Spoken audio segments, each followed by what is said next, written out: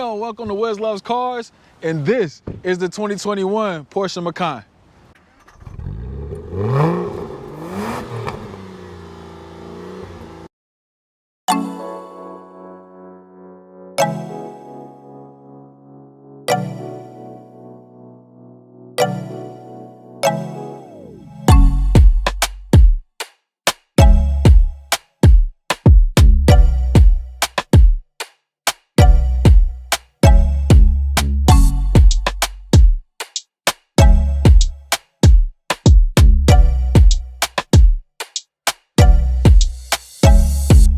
All right, YouTube world, welcome back. If you're joining me for the first time, go ahead and hit that like and subscribe button down below.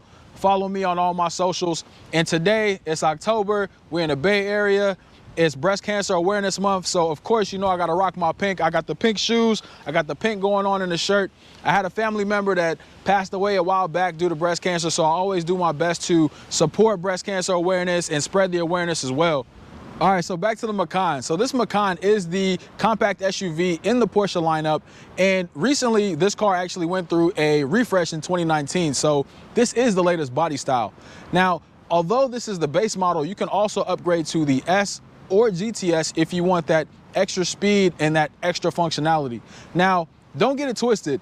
This still has a turbocharged 4-cylinder engine that kicks out about 261 horsepower and does 0 to 60 in 6 seconds. So it's still quick. It'll still bust your on the road. Damn, look at the grill though. No, I'm just kidding. The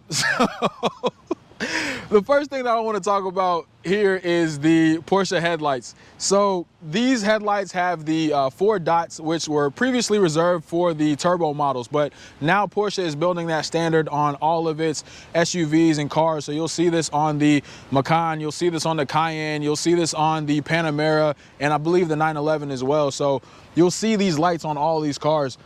This front fascia is really open. It's really nice. It gives it that curb appeal, and then also complemented by those 4 dots on the headlights, so you know a Porsche is pulling up behind you, you know a Porsche is pulling up to the hotel, you know a Porsche is pulling up to the restaurant. You just got all this pull-up appeal. So really like that for that. All right, so quick pit stop. I'm gonna show you these wheels real quick. Not those wheels. Those are kicks. We talking about wheels. So these are 20-inch Porsche rims. They look dope. They set the car off. It gives it that nice sporty look. Although, as you look at the body style on this, it doesn't have all of those aggressive lines and that bigger, brolic body style. So it doesn't give you that aggressive look that you would get in the Panamera or even the Cayenne. So this is very elegant, very sleek, very dainty. This is what this car gives you.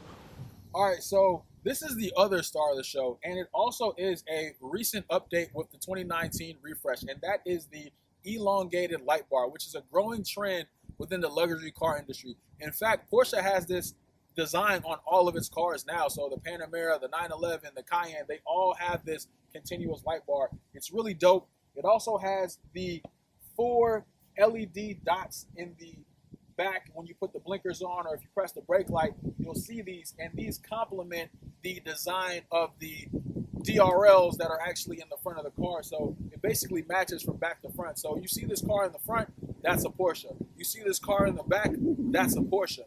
Really like the consistency there. It's pretty dope. All right, so as we sit back here from a design standpoint, it begs the question of how do I actually pop this trunk? So normally on normal SUVs, normal cars, the trunk popper, that's what I'm gonna call it, the trunk popper is usually located right here down by the backup camera, down by the license plate. So you'd have to bend over to actually pop the trunk if you really wanted to, but guess what? There's nothing down here. Now, what Porsche did was they actually incorporated the trunk popper into the rear windshield wiper. So if you actually want to pop this trunk, you just press this little button right here and you don't have to bend over.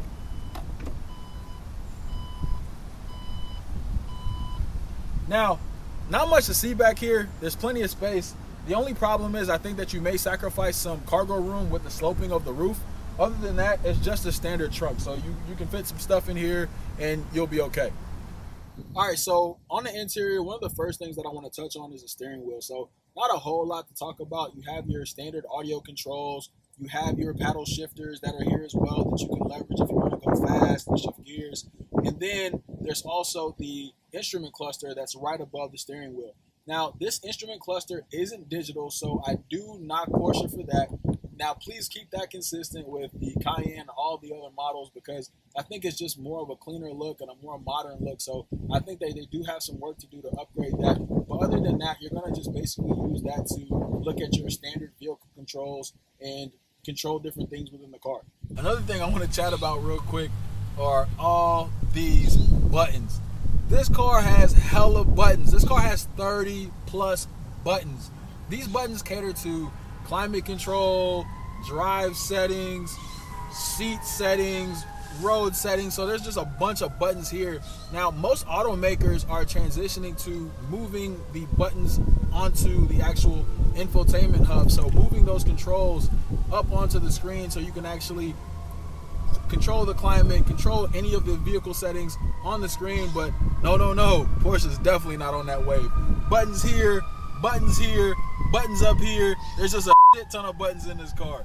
All right, so before we move on, the last thing I'm going to hit on is the infotainment hub. So this infotainment hub is actually pretty wide, and now this is pretty standard across most of the Porsche models now. So you'll have this really big infotainment hub.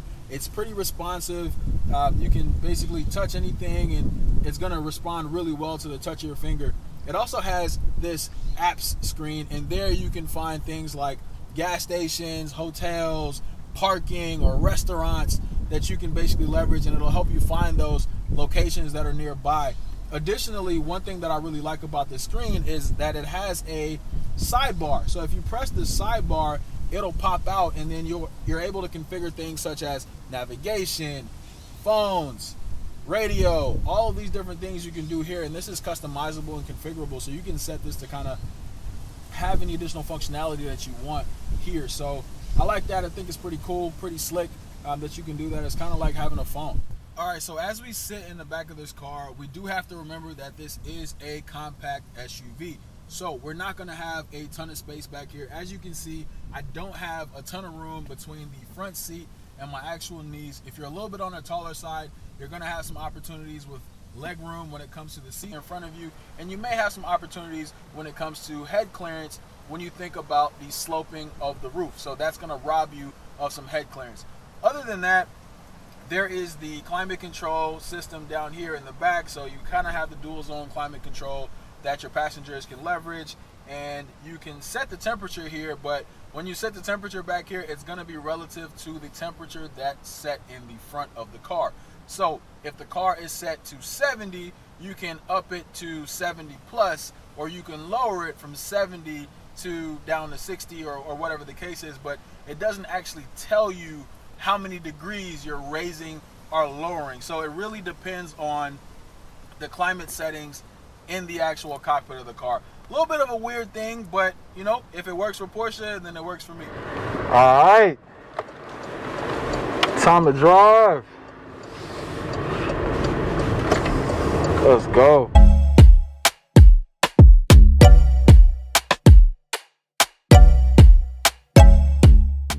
All right, so we're at this light. I want to see how this thing takes off when I actually step on the gas and see how responsive it is. We're going to have to wait for a little bit, so unfortunately, everyone, you're going to have to be a little patient. While we sit here, we can look at all these buttons, plenty of buttons, hella buttons. I think we're about to get the green light.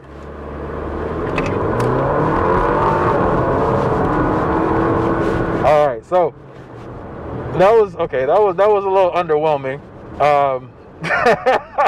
I did floor it just now, and it didn't take off as fast as I would have expected it to. So the response time isn't the craziest, but it's still nice, you know. Okay, so I'm gonna change the drive mode, and I'm gonna do a U-turn here, and I'm gonna actually put this. Okay, the steering wheel is very responsive, very, very, very responsive. I'm gonna put this in sport mode, as you can see. So sport mode. All right, something's happening. This is a school zone, so I can't speed. Won't be doing any of that. Well, let's see how it feels. Okay. Okay, there we go. There we go. That's what it was. It wasn't in sport mode, so that's my fault. Oh my goodness. Yeah, this thing switches between gears effortlessly when it's in sport mode. So the trick is, if you want this thing to go fast, you're gonna have to put it in sport mode. And I'm not gonna stay at this light. I'm gonna make a turn here.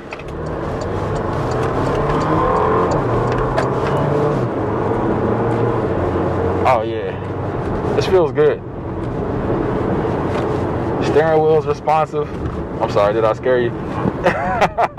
Yeah, steering wheel is super responsive.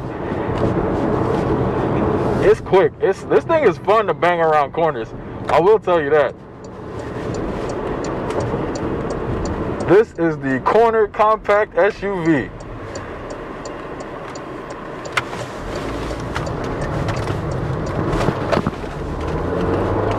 Look how easy that was. Easy. That was easy. Effortless. Yeah, I love the handling. Yeah, handling is great. So that's one thing I will give to Porsche on this. The handling on this car is really nice. Which is really all you can ask for. It's a fun car to drive. It's quick. Again, you see what it looks like on the outside. You know it looks nice.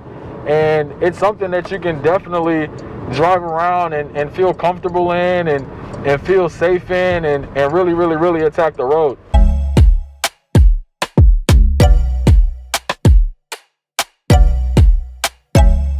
So I would say I would definitely drive this car. It's definitely growing on me the more and more I drive it. Although I probably would say I would opt for more space and grab the Cayenne, just because I know me and more space is always good. So other than that, I think this handles pretty well, and let me know what you think in the comments. But other than that, man, this is a pretty solid all-around vehicle. All right, so in summary, my final thoughts about the Macan are that the headlights really set it off.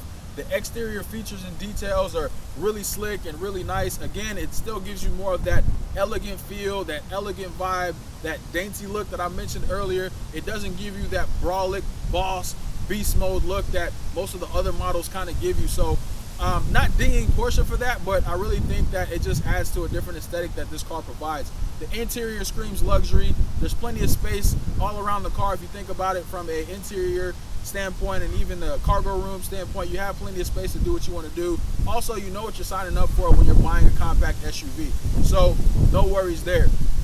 Other than that, when you're driving this car, it handles very well.